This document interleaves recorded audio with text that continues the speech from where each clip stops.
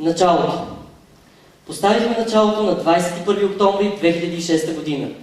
Далече от тук, в Германия, която ни приютяваше с дом и работа.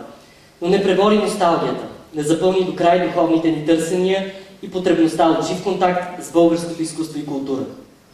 Така се роди онлайн списанието Public Republic. Нашият начин да изразим себе си, да споделим мислите си, да се отворим за диалог, който не зависи от време и разстояние. Равносметката. За по-малко от 2 години сайтът израсна и като замисъл, и като реално случване. Започнахме с миниатюрен екип. Днес вече имаме над 800 регистрирани участници, повече от 2000 читатели всеки ден и над 80 автори. В 15-чления редакторски екип на списанието присъстват имената на професор Милена Кирова, Бойко Ламбовски, Роза Боянова, Керана Ангелова, Вера Балева, доктор Юлия Иванова, Димитър Калев. Концепцията.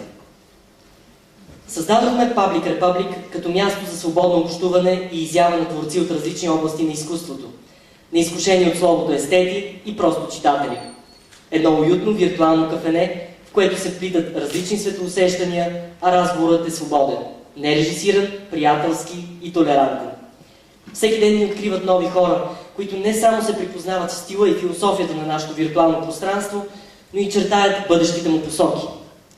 Public Republic е модерна културна платформа, обърната към литературата, музиката, фотографията, изящните изкуства, както и с рефлексия към актуалната житейска динамика. Public Republic представлява импровизирана сцена, в която автор и публика постоянно разменят ролите си. Списанието е многолюдно и многогласно. В него авторството е свободна територия за всеки, който има мнение и позиция. Коментарите към статиите се превръщат в дискусии и обогатяват прочита. Чрез тях се скъсява дистанцията между автор и възприемател. Диалогът продължава в реално време, текстовете се донаписват, откриват се нови аспекти.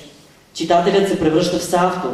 Той може свободно да определя посоките, темите и акцентите в общуването. Но общуването запазва своята непосредственост. Така сайтът рисува жива картина на обществото, което го създава. Изданието експериментира с модерния формат на така наречената гражданска журналистика, като се стреми да разчупва рамките на класическата еднопосочна комуникация между медия и потребител. Съдържанието е калейдоскопично.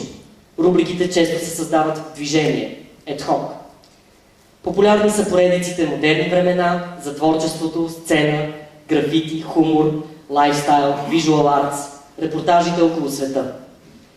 Чрез многобройните артистични портрети и интервюта, страницата запознава читателите си с българските творци в родината и извън нея, сред които са имената на Никола Манев, Филип Трифонов, Елин Рахнев, Николай Гундеров, Бойко Ламбовски, Ивайло Диманов, Александър Андреев, Георги Гроздев, Роза Боянова, Кирана Ангелова, Вера Балева, Бина Каус, Георги Господинов, Мирела Иванова, Мария Статулова и много други.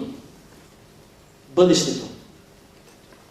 Амбиция на списанието е да развива и обогатява мултимедийния си характер, като чрез видеоматериали се представят все повече интервюта, творчески портрети, театрални и кинопостановки, премиери на книги.